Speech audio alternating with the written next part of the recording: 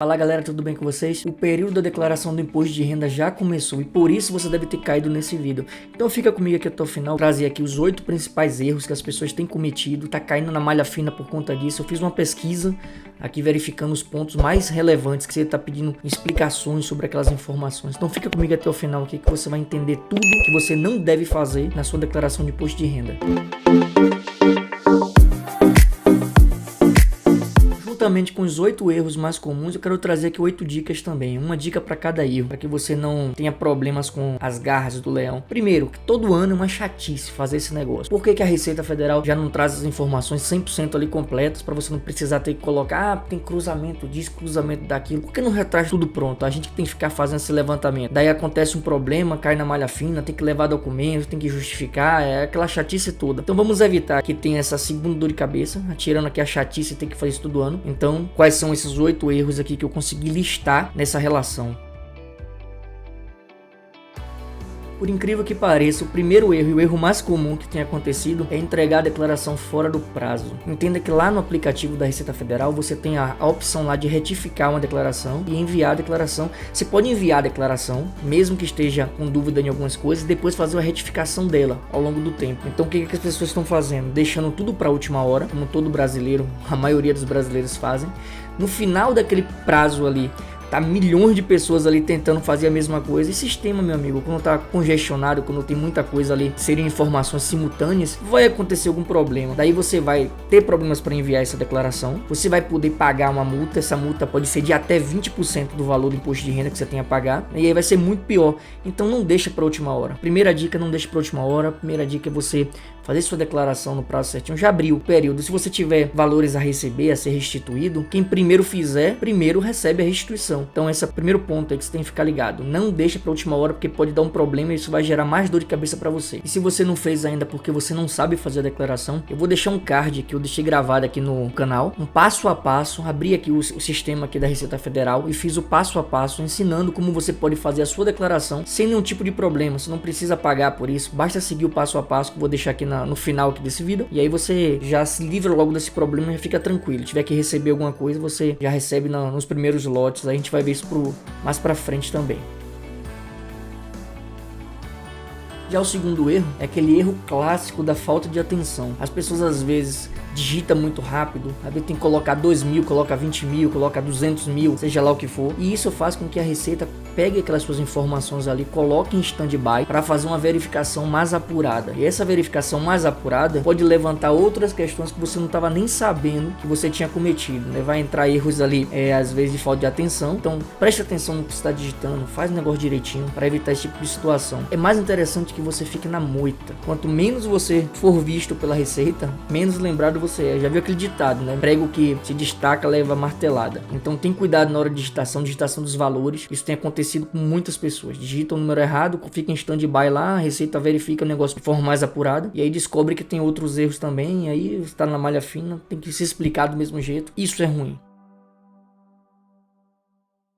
Um terceiro erro muito comum é a pessoa esquecer de declarar aquelas contas que estão perdidas, estão paradas. E às vezes com essa popularização dos bancos digitais, você tem conta no Nubank, no Banco Inter, no PicPay, no Mercado Pago, tem conta em uma série de bancos. E aí essas contas, às vezes elas ficam paradas lá, 10, 20, 30, 50 reais, 100 reais, valores até pequenos. E você esquece de declarar esses valores lá naquela aba de bens e direitos. Tem uma aba de bens e direitos lá que você coloca, pega o extrato lá e coloca essas informações. Isso aí vai evitar que você tenha uma dor de cabeça no futuro por conta do cruzamento das informações da Receita Federal. O banco ele fornece para a Receita o extrato lá das contas dos correntistas. Então uma vez que o banco declara e você não declara, pode haver inconsistência nas informações e com esse cruzamento você ser chamado também para se explicar.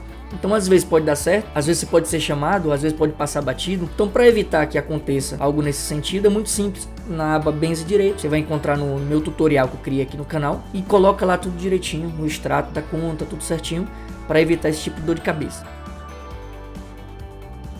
Um quarto erro muito comum é você inserir como seu dependente aquelas pessoas que não podem ser seus dependentes. Tem que ficar atento em quem pode ser seu dependente. Esposa pode ser, companheira, quem reside com você há mais de 5 anos, tenha filho com você, pode colocar como sua dependente, né, ou seu dependente. Os filhos, enteados, os filhos até os 21 anos de idade. Se estiver estudando, pode ser até 24 anos de idade. Se o filho for incapaz, aí pode ser de qualquer idade, aí não tem idade pré-fixada não. Agora você pode também colocar netos, bisnetos, né? Desde que eles residam com você, que tenha dependência de você, né? Depende financeiramente de você. Pode colocar também os avós, os pais, desde que eles residam com você, desde que tenham dependência econômica de você. Tem que ser avaliado também se essas pessoas que são seus dependentes, eles têm algum tipo de rendimento, porque às vezes a pessoa coloca como dependente lá aquela pessoa que tem algum tipo de rendimento e em vez de ter algum tipo de benefício ali no imposto de renda, acaba tendo mais prejuízo. Lembre-se que você, além de trazer as despesas com essas pessoas, você também traz consigo os ganhos que essa pessoa teve. Então isso tem que ser avaliado também na hora da declaração. Um quinto erro muito comum é a pessoa querer ser mais esperta do que a Receita Federal. O que elas fazem? Coloca ali vários gastos, né, que são dedutíveis, mas são gastos que não são reais. Às vezes coloca lá escola, coloca plano de saúde, plano odontológico, medicamentos, aluguéis, um monte de gasto que às vezes nem existiu, né, coloca ali somente para deduzir. Lembre-se do seguinte, as informações que a Receita tem quando você declara que você pagou um plano de saúde, a operadora do plano de saúde do outro lado também já fez essa declaração. Então esse cruzamento dessas informações é que vai dizer se está tudo certo ou não. Então se a outra empresa não declarou e você criou uma situação que é fictícia, isso vai dar inconsistência dos dados, você vai entrar na malha fina, vai ter que se explicar, não vai conseguir se explicar, né? Esse é um tipo de problema que muitas pessoas fazem e acabam caindo na malha fina por conta disso. Lembrar que todo gasto que é dedutivo, ele deve ser comprovado por documentos. E esses documentos, eles devem ser guardados, armazenados por um prazo de até 5 anos. Por quê? Porque o imposto de renda, ele é um imposto que é lançado por homologação. Isso quer dizer que enquanto ele não for homologado pela Receita, você pode ser chamado para prestar conta sobre suas informações. E esse prazo de homologação, ele pode ser de até 5 anos. Se em 5 anos você não foi chamado, então ocorreu aí a homologação tácita e você fica livre desses problemas. Mas enquanto não passar esses 5 anos aí, você pode ser chamado, pode ter algum tipo de problema. Então fica ligado nessa questão também. Um outro erro muito comum, né, que é o sexto erro, é você não declarar a questão da pensão alimentícia. Isso tanto para quem paga quanto para quem recebe a pensão alimentícia. Se você recebe pensão alimentícia, você tem que pagar o imposto de renda sobre isso. Esse pagamento é feito mensal ali pelo carnê-leão. Uma vez que você paga aquilo ali, aquele valor pode ser inclusive deduzido da sua base de cálculo do imposto de renda. Já você que recebe a pensão alimentícia, você tem que também fazer a sua declaração, fazer seu pagamento normal, né? Não tem novidade. E lá no próprio sistema da Receita Federal tem a aba específica lá para quem paga pensão, para quem recebe pensão. Então isso tudo você tem que ser safo aí na hora de colocar, para evitar que você caia na malha fina por conta de uma coisa muito simples. Um sétimo erro muito comum também é você tentar colocar como dedução aí no seu imposto de renda pessoas que não são seus dependentes. Você só pode deduzir de pessoas que são seus dependentes. Eu já falei aqui quais são os dependentes. Então você chega lá e começa a ajudar um sobrinho, começa a ajudar um amigo, começa a fazer pagamentos disso, daquilo. Aí você quer colocar esses pagamentos também como forma de deduzir a sua base de cálculo aí do imposto de renda. E se essas pessoas não podem, se elas não estão incluídas como seus dependentes, você não tem como fazer abatimento sobre esses valores. Você fazendo isso é como se você estivesse tentando fraudar a informação do seu abatimento, da sua dedução lá do imposto de renda. Então não faça isso. Tem pessoas que fazem isso, caem na malha fina por conta disso e às vezes tem que pagar multa por conta dessa questão. Então fica atento e não coloque, não tente abater, não tente deduzir nada de pessoas que não são seus dependentes. O oitavo erro muito comum, isso aqui vou deixar uma dica também para as pessoas que são aqui do meu canal, é não fazer a declaração correta de quem investe em renda variável.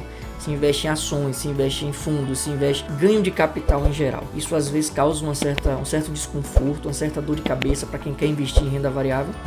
É simples, desde que você tenha uma plataforma correta aí de fazer o seu controle, porque fazer o controle na mão é muito complicado, principalmente se você faz muita operação de trade, compra e vende muitas ações. Aí você tem aquela questão lá, você tem isenção de imposto de renda até 20 mil. Meu amigo, quando você compra e vende várias vezes ao longo do mês, bater esses 20 mil reais aí é muito simples. Então eu vou deixar aqui no vídeo, na verdade eu vou criar um vídeo mostrando como é que eu faço o meu controle de imposto de renda sobre as ações.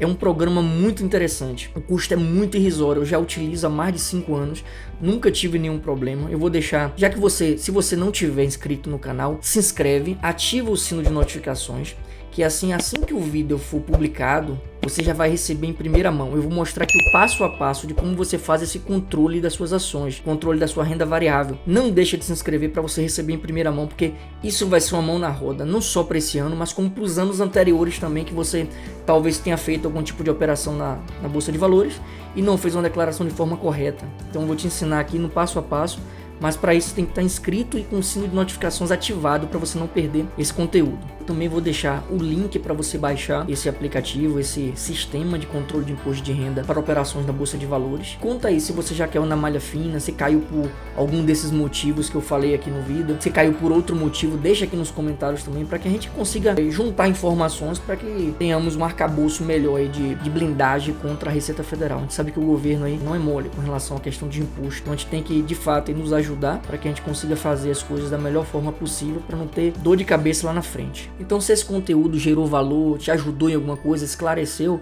sobre a questão dos erros mais comuns, não deixe de se inscrever no canal. Esse canal que tem o objetivo de ajudar você, de te informar, de te auxiliar. Então, se tiver alguma dúvida, coloca nos comentários, eu vou estar na medida do possível escrevendo, respondendo para vocês. Encaminha para outras pessoas também, amigos, familiares que tem que fazer declaração de imposto de renda.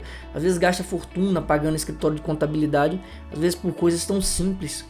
Tem pessoas aí que não faz operação na bolsa, já recebe o salário ali tudo certinho ali, é um funcionário público ou é um empregado de uma empresa pública, uma empresa privada. E é muito simples fazer uma declaração de imposto de renda. E aqui no canal eu tenho esse vídeo passo a passo que você vai saber exatamente o que fazer para que você não caia em armadilhas aí, às vezes o senso comum. E aí você já se livra de um problema, tanto problema de pagar para alguém fazer, tanto problema também da própria Receita te chamar para ter que ficar dando explicação sobre essa questão do imposto de renda. Então, até o nosso próximo encontro e eu te vejo lá.